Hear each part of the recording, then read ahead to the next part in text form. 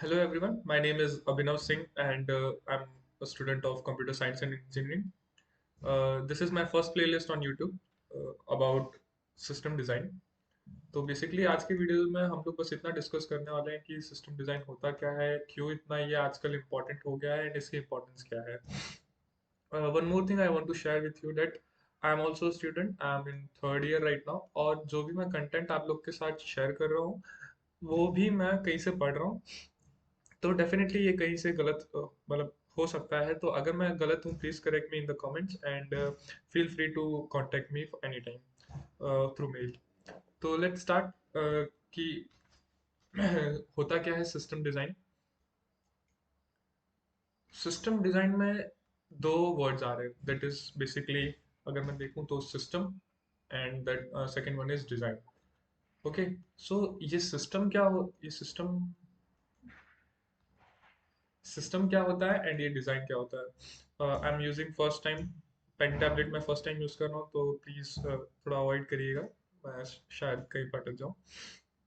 तो हम लोग डिस्कस करते हैं कि ये सिस्टम क्या होता है और ये डिज़ाइन क्या होता है. ओके, बेसिकली सिस्टम को हम लोग एकदम रियल लाइफ एग्जांपल से समझते हैं. लेट्स एन एग्जांपल कि आप बहुत छोटे बच्चे हो और आपके पार्क सॉरी गार्डन में एक ट्री है. और जब हम लोग बच्चे रहते हैं तो हम लोग सब ये सोचते हैं कि क्यों ना हम इस पेड़ पे एक ट्री हाउस बनाएं. अब आप बस इतना इमेजिन करो कि आप इस गोल को अचीव करने जा रहे हो, तो कौन कौन सी चीजें नीडेड है और आप ट्री हाउस बनाने के लिए इस ट्री पे अपना खुद का एक ट्री बनाने के लिए क्या क्या करने लगोगे. ठीक है, तो दो सबसे पहली चीज है. अब इधर ये समझते हैं कि ये जो ट्री है ये आपका एक सिस्टम है. ठीक है, सॉरी, ये जो ट्री हाउस है इस ट्री पे बनाने के लिए ये आपका सिस्टम है. तो ये ट्री हाउस बनाने के लिए आप क्या क्या करोगे. ठीक है, सबसे पहले कि आप दुकान से जाओगे और कुछ वुड्स लेके आओगे, लकड़ियां लेके आओगे.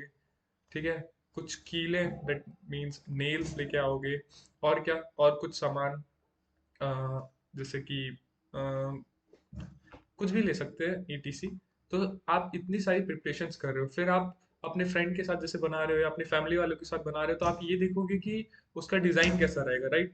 तो आप पेन और पेपर लोगे और उस पे अपने पूरे ट्री हाउस का एक लेआउट तैयार करोगे कि मेरा ट्री हाउस दिखेगा कैसे, किस तरह से काम, सॉरी काम नहीं, किस तरह से उसका दीवारें होंगी और किस तरह से वो बनेगा. तो दिस इज व्हाट प्लानिंग. आप प्लानिंग कर रहे हो कि वो दिखेगा किस तरह से, फिर आप उस पर एग्जीक्यूशन कर रहे हो. फिर जब आप वुड्स लेने जा रहे हो आप, तो आप सोच रहे हो कि सबसे अच्छी वुड की क्वालिटी क्या रहेगी, कौन से मेरे ट्री हाउस को अच्छा रहेगा. अभी अगर बहुत बड़ा बना रहे हो तो कैसा वुड लेना है, छोटा ट्री हाउस बना रहे हो तो कैसा वुड लेना है. So all these things are very important while making a tree house. in the same way in the same way this is tree house is your system. तो अगर आप इसी को अगर थोड़ा सा टेक्निकली बात करते हैं अगर हम तो लेट्स टेक एन एग्जांपल कि आप एक वेबसाइट बना रहे हो. ठीक है, तो वेबसाइट बनाने के लिए क्या क्या चीजें नीडेड है. ठीक है, सबसे पहली चीज कि टेक्नोलॉजी कौन सी यूज करोगे आप, कौन सी टेक्नोलॉजी, जैसे कि अगर मेरे को ई कॉमर्स वेबसाइट बनानी है तो कौन सी टेक्नोलॉजी मेरे लिए बेस्ट रहेगी. अगर मेरे को ब्लॉगिंग वेबसाइट बनानी है तो मेरे को कौन सी टेक्नोलॉजी बेस्ट रहेगी. अगर मेरे को एक वीडियो कॉलिंग ऐप बनानी है तो कौन सी टेक्नोलॉजी मेरे लिए बेस्ट रहेगी. बेसिकली वीडियो कॉलिंग के लिए नोट जेएस और मान ज़्यादा प्रीफर करते हैं लोग. And for e commerce Laravel PHP ये सब ज़्यादा चलता है.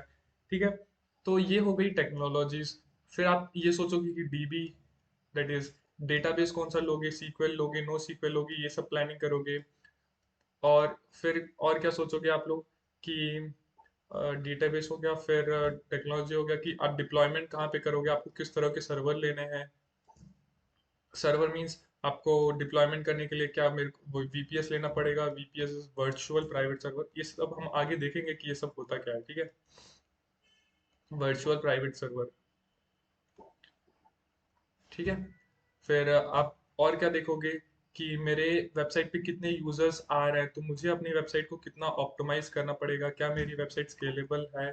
स्केलेबिलिटी भी हम आगे देखेंगे, स्केलेबिलिटी एक्चुअली में होती क्या है.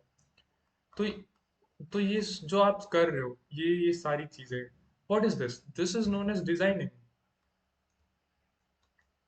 ठीक है। और आपका इधर सिस्टम क्या है, it's an website. Website like, चलो आप अभी के लिए ले लो कि एक आप ब्लॉग वेबसाइट बना रहे हो, ठीक है।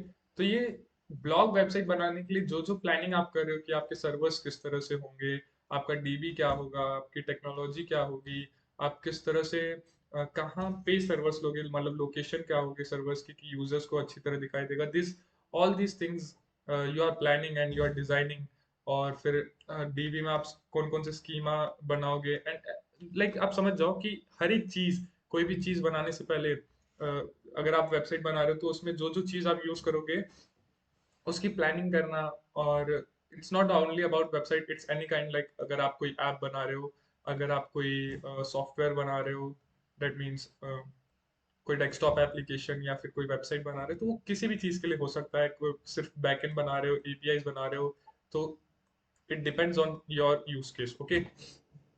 तो this is what known as system design, की हर एक छोटे से छोटे कंपोनेंट की प्लानिंग करना, that means system design is all about system design, ठीक है। अब समझते हैं कि ये आपका जो सिस्टम है इसमें छोटे छोटे कंपोनेंट्स हैं। कंपोनेंट्स अर्थात क्या, तो पहला कंपोनेंट जो होगा हमारा कि मैं डेटाबेस कौन सा यूज करूंगा, ये एक कंपोनेंट हो गया। मैं सर्वर्स किस तरह से यूज करूंगा, ये एक कंपोनेंट हो गया।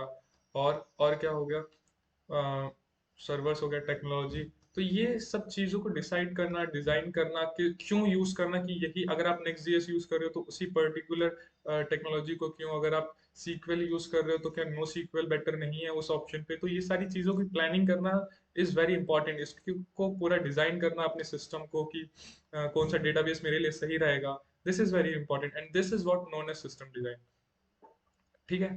तो बेसिकली इस वीडियो में जो मैं डिस्कस करूंगा आगे, इस प्लेलिस्ट में मैं वो सारी चीजें आपको बता देता हूँ।